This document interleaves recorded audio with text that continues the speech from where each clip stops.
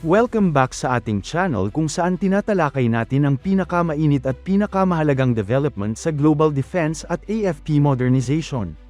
Sa gitna ng lumalalang tensyon sa Middle East at patuloy na mga banta ng missile attack sa rehiyon, isang malaking development ang lumabas mula sa US military operations. Ayon sa ilang ulat at mga larawang kumalat sa social media, sinimulan na ng United States ang pag-redeploy ng ilang missile defense assets mula sa South Korea papunta sa Middle East.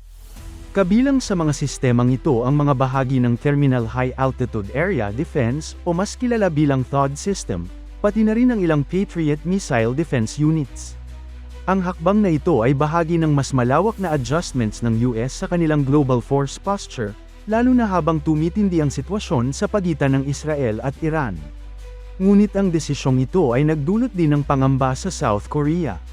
Maraming defense officials sa Seoul ang nag-aalala na ang paglipat ng mga air defense systems ay maaaring makaapekto sa deterrence capability laban sa patuloy na missile threats mula sa North Korea.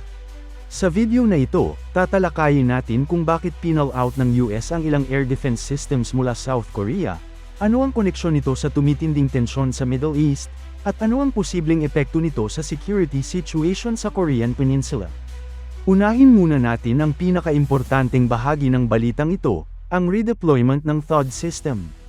Ang THAAD o Terminal High Altitude Area Defense ay isa sa pinaka-advanced na missile defense systems ng United States. Dinisenyo ito upang intercept at sirain ang mga incoming ballistic missiles habang nasa terminal phase na ang kanilang flight path. Ibig sabihin, kapag may ballistic missile na papunta sa isang target, kayang harangin ng THAAD ang missile na ito bago pa man ito tumama sa lupa. Gumagamit ang system ng hit-to-kill technology, kung saan direktang babanggain ng interceptor missile ang incoming threat sa napakataas na bilis. Matagal nang nakadeploy ang THAAD sa South Korea bilang bahagi ng Joint Defense Strategy ng United States at South Korea laban sa missile capabilities ng North Korea. Ang deployment na ito ay nagsimula noong 2017 matapos ang serye ng missile tests na isinagawa ng Pyongyang. Sa paglipas ng mga taon, ang THAAD battery sa South Korea ay naging isa sa pinakamahalagang layer ng missile defense ng Seoul laban sa mga medium at intermediate range ballistic missiles ng North Korea. Bukod sa THAAD, may mga ulat din na pati ilang Patriot missile defense systems ay kasamang near redeploy. Ang Patriot systems ay ginagamit naman para sa lower altitude missile interception, kaya sila ay complementary sa THAAD. Sa madaling salita, kapag pinagsama ang THAAD at Patriot systems, nagkakaroon ng layered missile defense architecture ang isang bansa. Pero bakit nga ba kailangang ilipat ang ilan sa mga air defense systems na ito papunta sa Middle East? Ayon sa ilang defense analysts, may direktang koneksyon nito sa mga military operations na kasalukuyang nangyayari sa Middle East, kabilang ang Operation Epic Fury ng United States at Operation Roaring Lion ng Israel. Ang dalawang operasyong ito ay bahagi ng mas malawak na campaign upang pigilan o bawasan ang banta ng missile at drone attacks mula sa Iran at sa mga kaalyado nitong armed group sa rehiyon. Sa nakaraang mga buwan, paulit-ulit na nakaranas ang Israel ng mga missile at drone attacks mula sa iba't ibang direksyon sa Middle East. Dahil dito, pinalalakas ng US ang missile defense coverage sa rehiyon upang suportahan ang kanilang mga allies at protektahan din ang mga US forces na nakadeploy doon. Ang paglipat ng THAAD assets mula South Korea ay isa sa mga mabilis na paraan upang madagdagan ang missile defense capabilities sa Middle East. Sa mga larawang kumalat sa social media, makikita umano ang ilang bahagi ng THAAD battery na dinidismantle at inihahanda para sa transport. Kasama dito ang launcher units, radar components, at support equipment na kinakailangan upang gumana ang buong system. Karaniwang ginagawa ang ganitong redeployment gamit ang strategic airlift aircraft ng US tulad ng C-17 Globemaster III o C-5 Galaxy upang mabilis na mailipat ang mga kagamitan sa ibang bahagi ng mundo.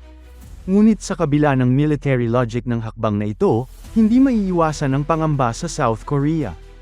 Ang North Korea ay patuloy na nagde-develop ng iba't ibang ballistic missiles, kabilang ang short-range, medium-range, at maging intercontinental ballistic missiles o ICBMs. Ilan sa mga missile na ito ay may kakayahang magdala ng nuclear warheads. Dahil dito, mahalaga para sa South Korea na manatiling malakas ang kanilang missile defense network. May ilang South Korean officials na nagtanong kung ang paglipat ng ilang THAAD assets ay pansamantala lamang o kung ito ay magtatagal habang nagpapatuloy ang tensyon sa Middle East.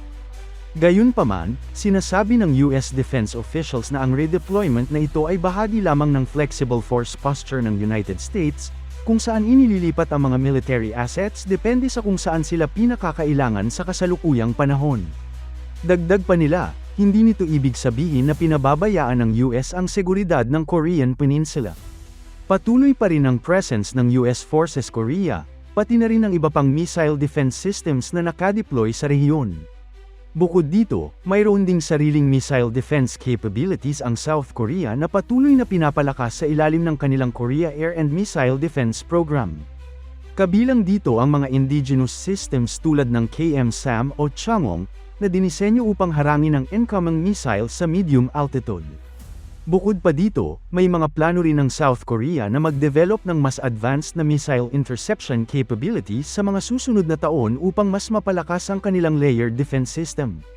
Sa kabilang banda, ang redeployment na ito ay nagpapakita rin kung gaano kalawak ang responsibilities ng United States bilang global military power. Ang US ay may military commitment sa iba't ibang bahagi ng mundo, mula Europe, Middle East, hanggang Asia Pacific. Kapag may krisis sa isang rehiyon, madalas na kailangang mag-adjust ang kanilang force deployments upang masigurong may sapat na deterrence at defense capabilities sa critical areas. Sa kasalukuyang sitwasyon, malinaw na isa sa mga pangunahing focus ng US military ay ang pagprotekta sa kanilang mga assets at allies sa Middle East laban sa posibleng missile barrages. Para sa Israel, ang pagkakaroon ng karagdagang missile defense systems ay napakahalaga, lalo na kung may posibilidad ng malawakang missile attacks mula sa iba't ibang direksyon. Sa mga nakaraang taon, nakita na natin kung paano ginagamit ng Iran at ng mga kaalyado nitong groups ang mga ballistic missiles at drones sa mga regional conflicts. Kaya naman ang pagdadagdag ng systems tulad ng THAAD ay maaaring magbigay ng dagdag na layer ng protection laban sa high-altitude ballistic missile threats. Ngunit ang malaking tanong ngayon ay kung gaano katagal mananatili sa Middle East ang mga redeployed na air defense systems. Kung ang tensyon sa rehiyon ay patuloy na lalala, posible na magtagal ang deployment na ito. Ngunit kung bumaba naman ang tensyon, may posibilidad din na ibalik ang mga systems sa kanilang original deployment locations. Sa ngayon, malinaw na ang United States ay patuloy na ina-adjust ang kanilang military posture upang makasabay sa mabilis na pagbabago ng global security environment. At habang nangyayari ang mga ganitong redeployments, patuloy ring binabantayan ng mga bansa sa Asia, kabilang ang South Korea at maging ang Japan, kung paano maaapektuhan ng mga desisyong ito ang regional balance of power. Sa huli, ang paglipat ng THAAD at Patriot systems mula South Korea papunta sa Middle East ay isang malinaw na indikasyon kung gaano kaseryoso ang kasalukuyang sitwasyon sa rehiyon. Ito rin ay nagpapakita kung paano nagiging interconnected ang mga security challenges sa iba't ibang bahagi ng mundo. Habang ang isang rehiyon ay nagiging mas mainit, ang mga military assets ay kailangang ilipat upang masigurong may sapat na depensa laban sa mga posibleng banta. Ang tanong ngayon, pansamantala lang ba ang hakbang na ito, o ito na ba ang simula ng mas malawak na pagbabago sa global deployment strategy ng United States? At kung sakaling tumagal ang redeployment na ito, paano kaya mag-a-adjust ang mga bansa sa Asia upang mapanatili ang kanilang sariling security at deterrence capability? Iyan ang mga developments na patuloy nating babantayan sa mga susunod na araw.